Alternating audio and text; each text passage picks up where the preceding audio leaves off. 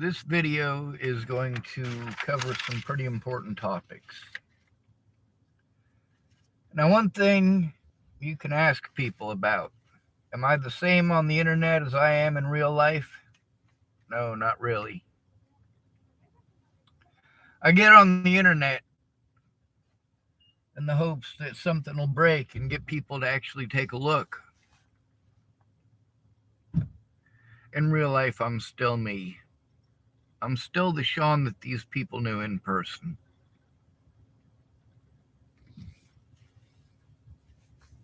In this video, I'm going to talk about a lot of stuff from sexual assault and rape to, toxic feminism and manipulating and twisting and contorting and all sorts of red flags. Women tend to socially ostracize if they don't get what they want. That's been proven and shown time and again. It's been shown by studies, and it's also been shown by examples in our very own lives. The worst things I have ever heard said about women all came from women. Yeah. How strange is that?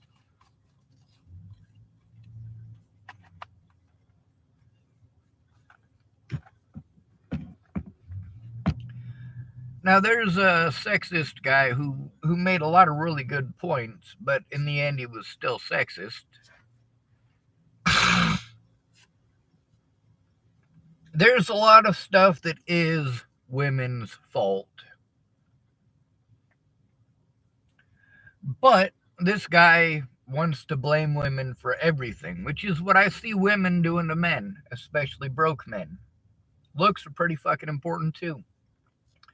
Now, this guy was talking about how if a woman doesn't get what she wants from a man, she'll go around to all of her friends talking shit and have you socially ostracized, often to the point that the man commits suicide.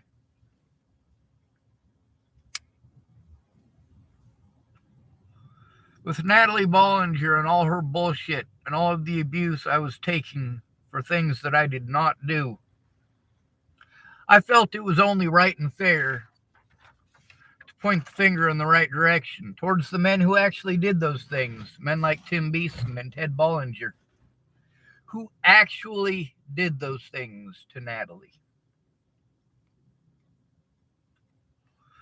Did Natalie ever accuse me of doing those things? No. There's not one piece of evidence showing Natalie accusing me of any of that kind of shit. Matter of fact, in the last public post that she made, you scroll all the way up to the very beginning of the comments while she was still alive, you can see that in her own words, we didn't have that kind of a relationship. By her own words, we were just friends.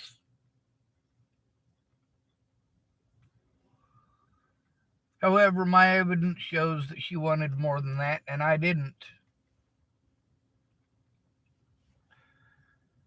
Now, we have this thing called narcissism, and although it's been shown clinically that women are more likely to be narcissistic and exhibit narcissistic traits, and we've seen this a lot on TikTok, on Facebook, on YouTube, women do exhibit a lot more narcissistic traits. A lot more manipulative traits, too. Now, men and women both have the same human traits. The differences between us are mostly what we're taught. This war of the sexes that's been going on for thousands of years ain't got nothing to do with me.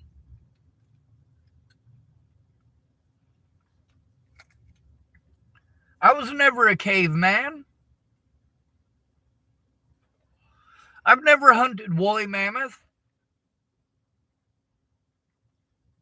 That's how far back this shit goes. One thing that I learned from my parents is just because my parents did it, don't make it okay. My parents did cocaine. I see how it affected the lives of those they claim to love. No matter how much they love me, they love their cocaine more. That's a sick, sad fact of the matter. A lot of addicts, they want to do the whole healing thing and they want to be forgiven for everything they ever did.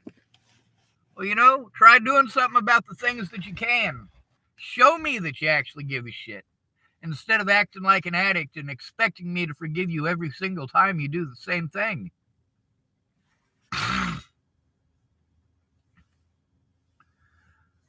When it comes to being socially ostracized, here's how it is in real life. When a woman is socially ostracizing a man, you have basically two choices. You can either join her in it, or basically you agree out of fear. You take part in it out of fear. Fear of being socially ostracized yourself by these very same people who say that you shouldn't care what other people think. They show that they're afraid of what other people think, and there's good reason for that. Sometimes being ostracized crosses the line. It results in people being threatened, harassed, assaulted, killed. Now it's harassment already.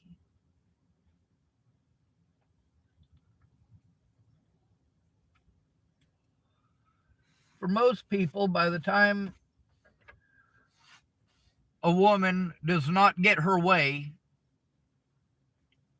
he's already being harassed. That's usually how he hears about it. She says, hey, I want to get married. He says, I don't want to get married. Then she calls him 88 times in one fucking day. By the way, Jamie Curtis called me 87 times in one day. Women are 11 times more likely to be stalkers than men, but then you need to look at the arrest records. Women are not likely to get arrested for it. How have we taught women to do this? We have taught them to do it by allowing them to repeatedly get away with it.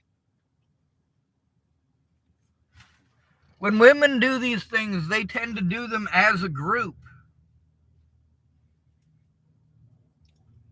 And there's a lot of men who are not okay with it. A lot of men who took part in this shit later on came to me and said, Sean, I'm sorry I did that. I didn't know what to do. I was dating such and such at the time, and she heard this, and this. And, I was dating her, and so, I got all caught up in it. And, dude, I didn't want to get all caught up in the bullshit, and I'm sorry I broke up with her, and so on and so forth. Well, it happens. Can you speak up now? Oh, dude, I got so much going on in my life, and so on and so on and so on and so on. They're still afraid of being ostracized. They're still afraid of becoming a target.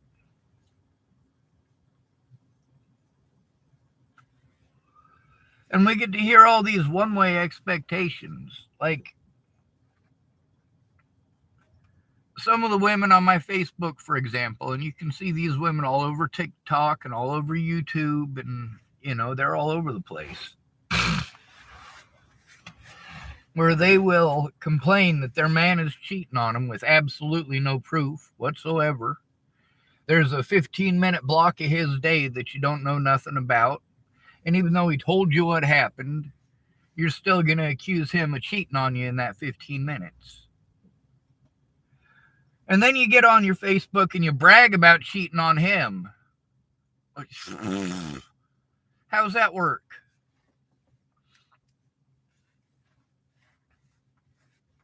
Either you're my friend or you're not. If you want to date me, fine, I'll give you a chance. Ask me. But I don't expect anybody to ask me.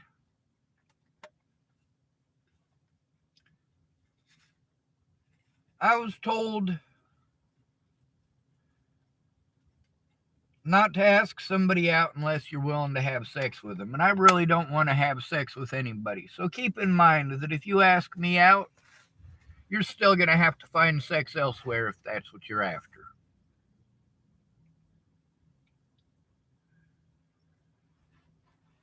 Now, I keep getting told by women who basically turn every dude down, throw them all into the friend zone, and those are called simps. SIMP. I'm not even sure if I'm allowed to say that word. Now let's look this up. Simp. SIMP. We'll read you the definition for it.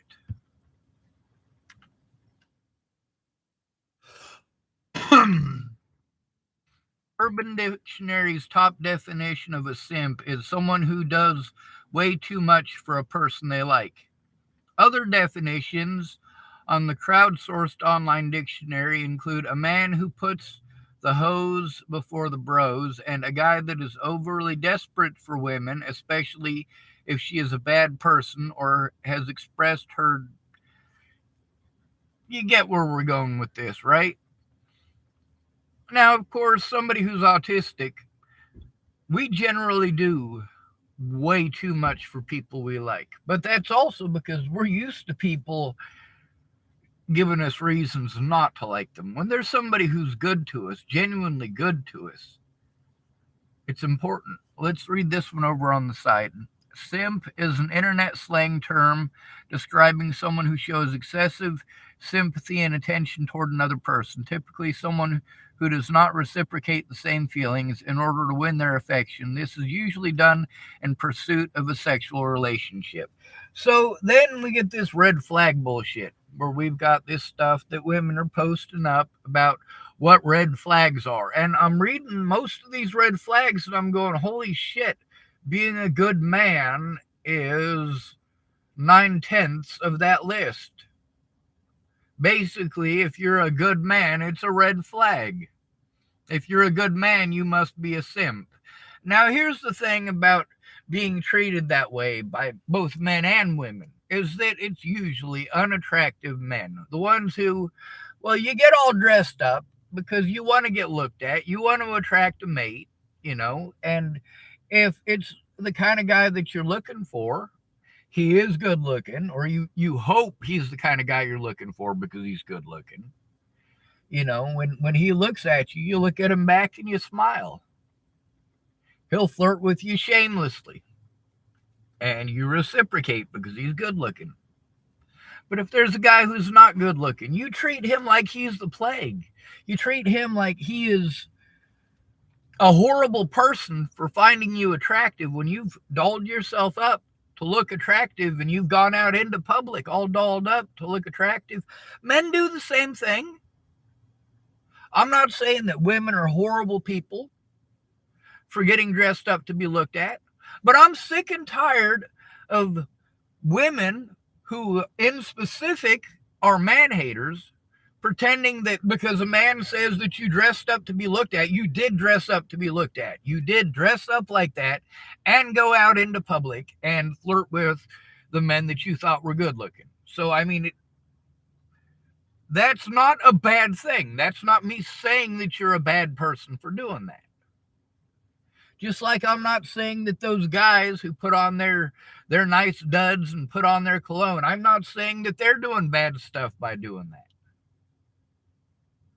But at the same time, if you, as a woman, are out there pursuing sex and having sex and enjoying sex, well, that's something that you've got good men in your life. You are attracted to the bad boys, the ones who are willing to take advantage of you while you're drunk. If you're attracted to those guys and you've got all of these good guys in your life, you are treating the friend zone as your simp camp. I mean, sure, some of these guys do want to have more of a relationship with you. Some of them do, but not all of them. And we're able to, in this country, use assumptions and bias so that a woman can get away with destroying a man's life by pretending that he's a simp who's stalking her. It's horrible.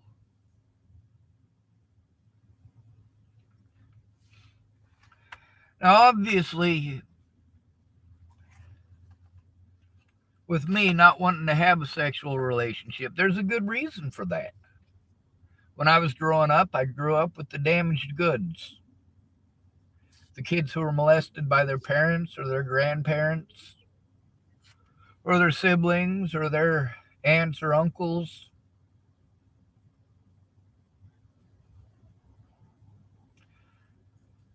When I was growing up, sex was not a good thing. It was not talked about in a good way.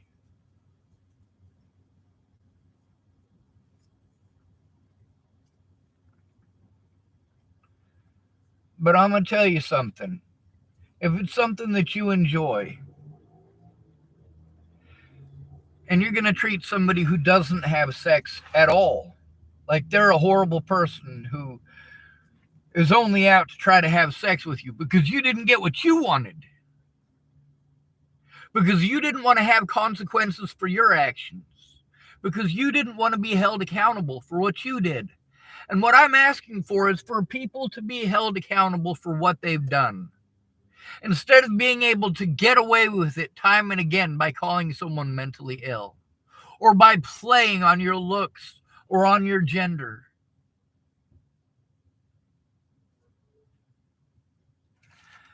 Now then, there's a lot of people saying that a man cannot be raped. There's also a lot of women that I know that they only dated good-looking men, and they dated one man who wasn't good-looking. And now a lot of these women who told me throughout the years, I'm not superficial. I dated this guy and he's ugly. Well, yeah, I know you dated that guy. You talk about that every time somebody talks about how superficial you are. The time you dated Mr. Barron's son. Yeah, we've heard that. We've heard the story. We've heard it a lot. But then, 20 years later, now that people are saying, well, when you pressure a woman into having sex, that's sexual assault too. Well, then it's sexual assault if you do it to a man. Saying that Mr. Barron's son is a rapist now, after 20 years of you saying you're not superficial because you dated Mr. Barron's son and he's ugly as sin. For 20 years of you saying that, and now you want to say, oh, well, he's a rapist because he pressured me into doing that.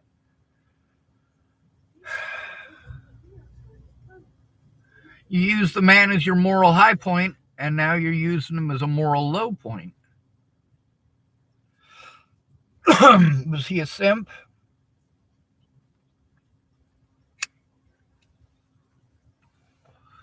Now, Jamie Curtis up in Rapid City, she thought I was going to be her simp. She had a lot of them. There's a difference between being in the friend zone and being in the simp camp. I'm fine with being friends. Don't pretend that I'm trying to get more out of you than I want. If I want more out of you, I'll say something. And I do accept no for an answer. Ask Jessica Martindale how many times I asked her out. She'll tell you once. You know why I only asked her out once? Because she told me no. A lot of people, their advice is, if she won't give you a chance, fucking keep trying. Try and try again. A lot of women give me that advice. And then we see this stuff saying, oh, well, if you keep on trying to get with a woman, whether it's sexual or not, it's got a sexual connotation because you keep asking her out. So you're damned if you do, damned if you don't. If you don't stalk the woman, like people are giving the advice for you to do, later on they say stuff like, man, it's your fault you're single. You should have taken my advice. No. I don't want to take the advice if your advice is to fucking stalk somebody.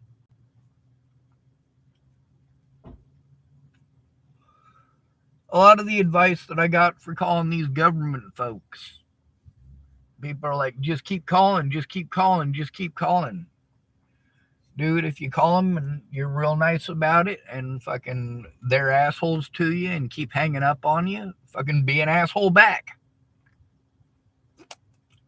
Ain't working too good, is it? A lot of women that I know that are drug addicts that are exclusively attracted to bad boys. Bad boys are the biggest sissies out there. I'm going to tell you that, all right? All they care about is their image. And there's a reason for that. That image is what attracts you to begin with. Looks attract. And, well, except in the case of Lauryn Hill or Shania Twain. I had a crush on both of those women without even knowing what they looked like, just because, like, oh my God, those vocals. But a lot of women that I know kept a lot of guys in the friend zone, guys that would buy them things, guys who would do things for them, guys like me. Now, I'm not trying to buy them flowers. I'm not trying to buy them jewelry or a new sports car or a fancy yacht. I'm not trying to get into their pants, though. If I'm buying you something, it's milk, it's bread, it's fucking gas. It's essentials.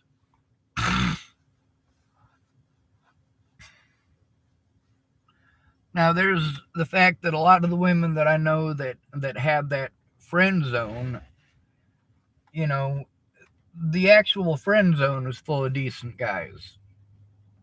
One way to check is if a man opens the door just for women or just for pretty women, yeah, he's not a real gentleman. Just because somebody curses doesn't make them a bad person. If somebody opens the door for men and women, they're probably a good person. That's not always true, but for the most part, it is. Now, a lot of the women that I know that were attracted to bad boys and would only date bad boys, well, it was pretty easy to tell when they ended up pregnant because all of a sudden they're fishing in the friend zone. I'm not talking about the simp group. I'm talking about all the guys that were never good enough, that never really pursued her. She goes around and starts asking those guys out, all out of character. Like, we're taught that as men, we're supposed to ask women out, not the other way around. We're told how horrible it is for women in the dating world, but let's look at it this way. Let's say a woman wants to get across Puget Sound. She wants to go from Seattle to Vancouver Island, for example. All right. Now, she wants to go on a specific kind of boat. So she's going to let a lot of perfectly good rides, perfectly good boats to go by until she gets the perfect one.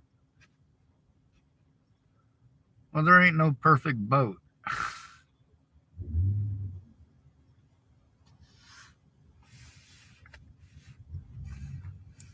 Eventually, you end up with a trash trawler because it's the last one going out.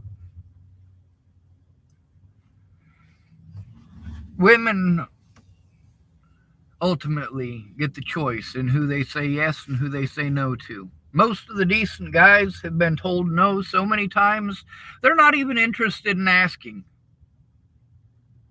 They'd rather just play PlayStation or Xbox. They don't want to mess around with you anymore. And you say, where are all the good men? Well, you threw them all away like they were trash. What, you're pissed off because all of those men didn't stick around for literally 20 years for you? No, they weren't good enough. They moved on.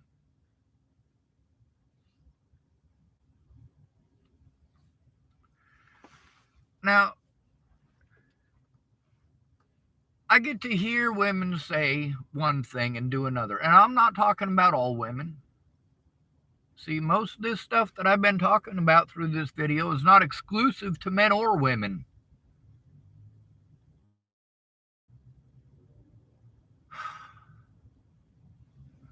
But a simp or a friend, they're not well respected. They're not. A friend is respected slightly more than a simp, but they're in the same zone. Might as well be. They're treated the same. You go to those guys that are your friends when you need a rescue, and then you forget about them the rest of the time. And then you call them up again when you need a rescue. You're still dating the bad boys.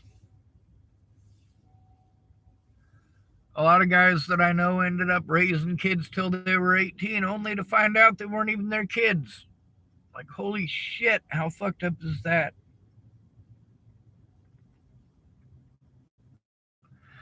Now, not all women are that way, but enough of them are that way, just like the situation with rape.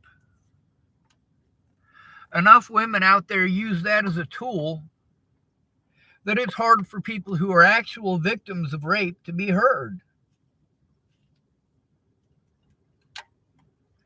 You know who raped Natalie Bollinger? That'd be Tim Beeson. And that'd be her own father, Ted Bollinger.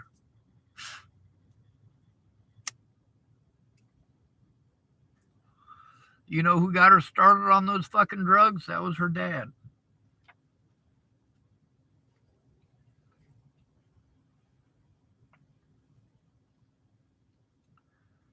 Now, most of this stuff, I've been watching a lot of these videos from other people, some of them from men, some of them from women. A lot of the men tend to be overly harsh. A lot of the women that are fighting for men's rights tend to be pretty close to spot on.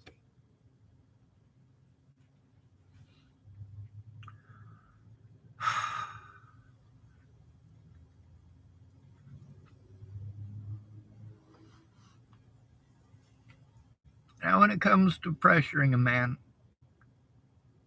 pressuring him to have sex, if there was a woman who wanted that kind of relationship with me and she approached it as something that wasn't shameful,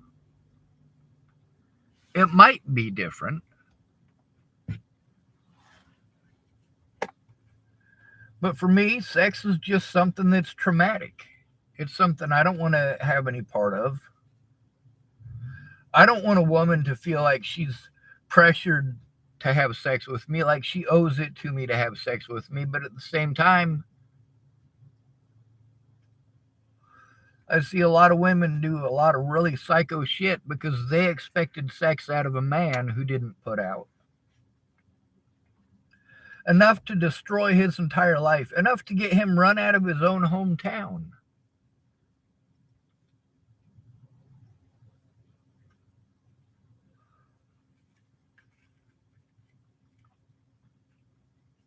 Natalie Bollinger and Alicia Bollinger, if you go through everything,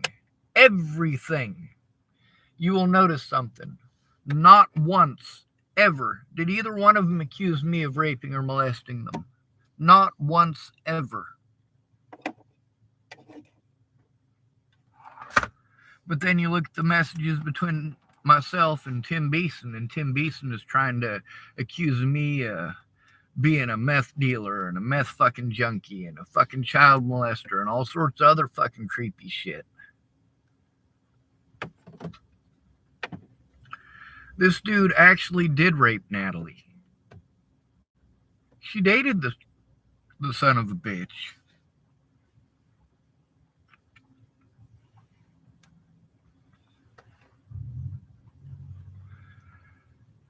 Now, I don't know how to impress upon y'all how important it is to fight for equal rights. To understand that the courts are a lot less likely to hear a man, especially a broke man. The laws are all set up to benefit the system, not the victims.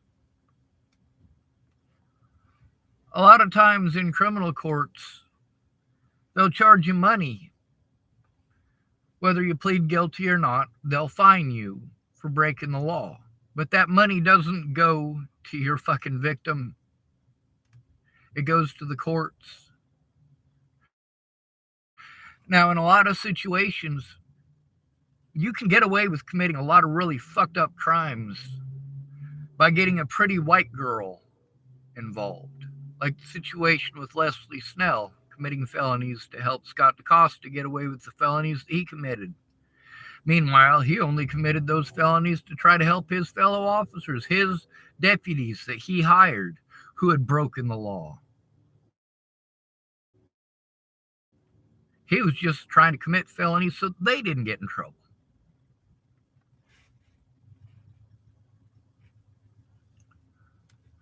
The blue line of bullshit is complete bullshit. That's why we need those body cameras. We need them now. We need them in the prisons and the jails too.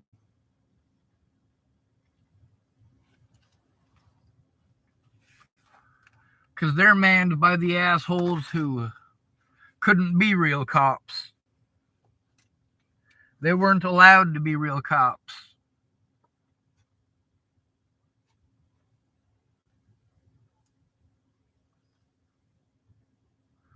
Now, when you call somebody mentally ill, you take away all of their rights. They need someone to speak up for them. They need a victim's rights advocate when they're victimized. But you have to be able to turn in the paperwork and have them actually investigate it before they'll assign you a victim's rights advocate. You get to see how time and again I was told to call people that I had already called repeatedly. All these places telling me this organization does that and that organization does that, and call this place and call that place over and over again to places I've already called over and over again.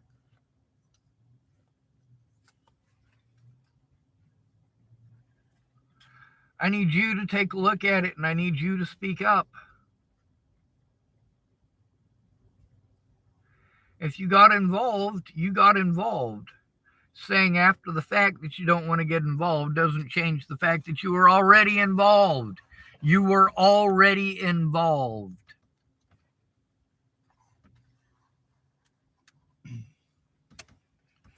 Now, I need help with my stuff as well. I'm up here helping somebody else out. I'm still trying to work on the things that I need, and she's taking her time. She's got stuff that she's doing, and I'm being as patient as I can.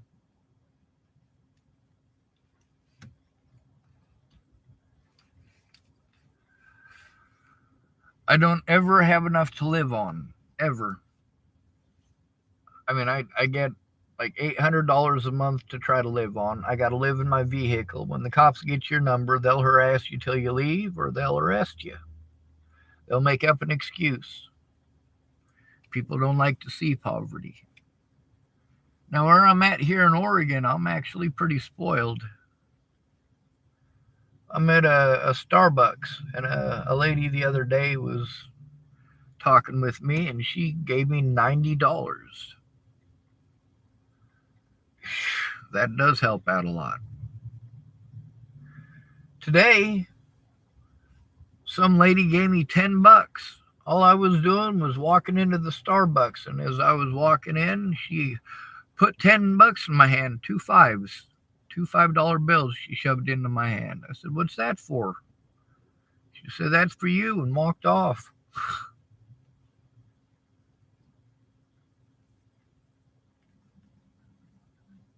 I don't even got a panhandle and people give me money here. It's weird. And I'm not complaining about it. I mean, don't look a gift horse in the mouth and all that. They're complete strangers mostly. They're just traveling through, and you know, it's not like they're going to come back in 6 months and say, "Hey man, you owe me $20. That's one of the things about accepting help from people. A lot of times, you know, you think they're doing it out of the goodness of their heart, but then later on, when they don't get what they want, They throw it back in your face as if you had done something terrible. Now, with all these people that are mad at me, that I'm mad at as well, I have valid reason to be mad at them. And I told the truth, and they can be as angry about that as they want. I'm also not going to pretend that I didn't do anything screwed up ever. I admitted to all the shit that I did wrong. I also admitted to all the shit that I did that was illegal, and I do not put them in the same category. There's assumptions that I had that were completely wrong. They're not illegal. And those assumptions that I had wrong were based off of false information. So I was misled. It wasn't my intention or my choice to be misled. And the people who misled me did intentionally mislead me.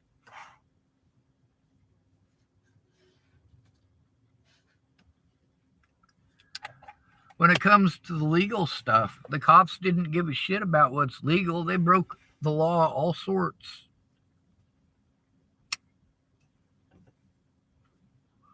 They abused their position, and it's the same everywhere. It's their protocol. If you have to try to turn in a bad cop and you go in by yourself, you're pretty well screwed. If they don't arrest you on the spot, they'll make up an excuse. Or try to twist your words into something that they're not. Try to pretend that you're saying something that you ain't.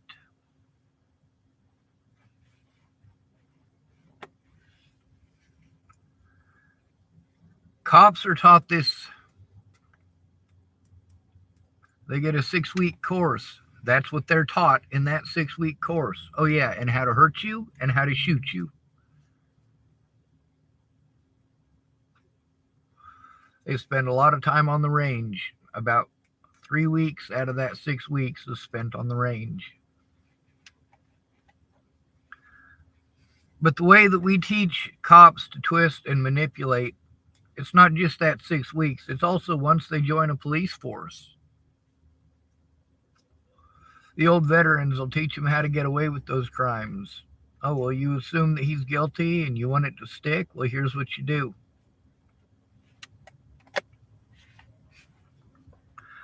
The problem is that we teach those things to girls starting at a very young age.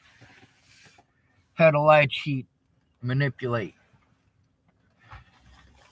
Sure, we mean well. When that boy hits her on the playground, we're not trying to teach that girl that a man who beats her loves her. But when you tell her, oh, well, he just hit you because he likes you, you're, first of all, teaching her that that's somehow positive attention, even though it's really not.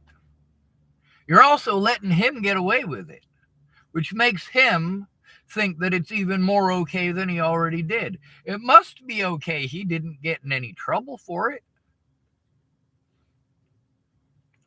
But we're also doing this pretty princess thing where girls can do no wrong. They're made of sugar and spice and everything nice, and no girl would ever do anything horrible. And, you know, we owe it to women to do this, and this because why?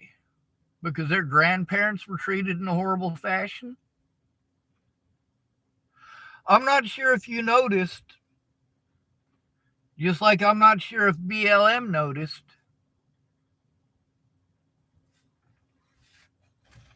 a lot of white men fought and died for those rights. White men fought for slavery to be illegal, fought for the slaves to be free, and also fought for women to have the right to vote. Wyoming was the very first state that gave women the right to vote. Wyoming. Mostly because there weren't a lot of women there.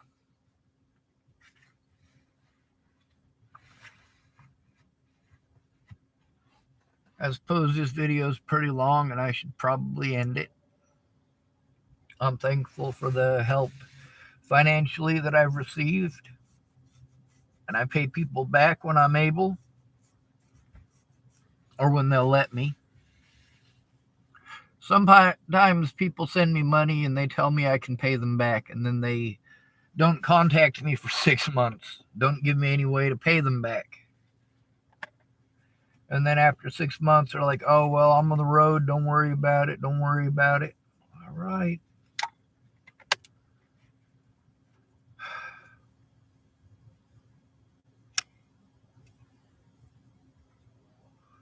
There's a big difference between fighting for equal rights and man bashing and man hating. And the United States has gotten to the point where it's okay as long as you blame it on a white guy.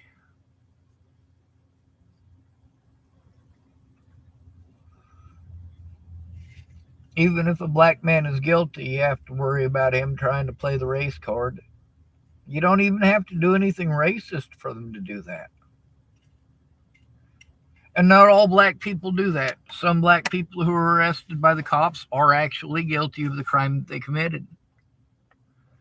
Some of them are harassed because they're homeless and black, or because they're autistic and they're stimming and they're also black.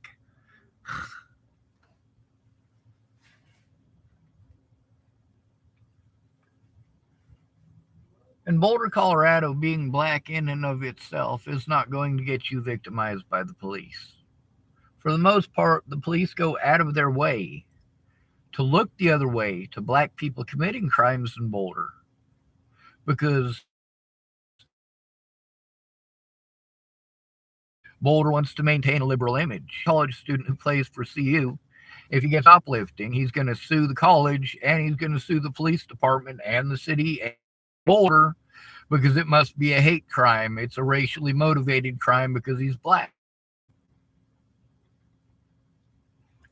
So people want to continually point out, the fourth was targeted because of the color of his skin. No, he was targeted because they assumed he was homeless. And by the time they realized he wasn't, their pride was already fucking hurt. They realized that they'd fucked up, but they didn't want to admit it. They figured they could try the same basic cover-up that they use on all the homeless people, and it might actually work. Well, it didn't. That shit works when you do it to the homeless people. That's why the homeless people are the most victimized people in America, per capita. For their population size, there's a lot more crimes committed against the homeless. But even given just the general population size of the United States, there are more hate crimes committed against the homeless than all other hate crimes combined times 5. And the homeless only account for about it's about 750,000 now. I mean, homelessness has gone up a lot in the last couple of years. In 2019, it was about 500,000 homeless people in the United States. Now it's 750,000 homeless people. That's a lot. Now, when you consider black people account for about 12% of the population, and there's a lot of hate crimes against black folks, and then you consider that the disabled account for about 12% of the population, that's about 60 million people for each group. That's 120 million. Well, you got to consider people can be both disabled and black. But when you look at the numbers, you realize that 5 times as many hate crimes as all of the crimes committed against the disabled and black people and Native American people and immigrants. I mean, we're looking at some pretty big numbers. Anyway, I'm going to let y'all go. I can talk all night. I don't have any friends in real life to talk to, so my computer's about it. There's a big difference between fighting for women's rights and destroying innocent people's lives. Destroying innocent people's lives and pretending that women can't do nothing wrong, that's toxic femininity. It's horrible.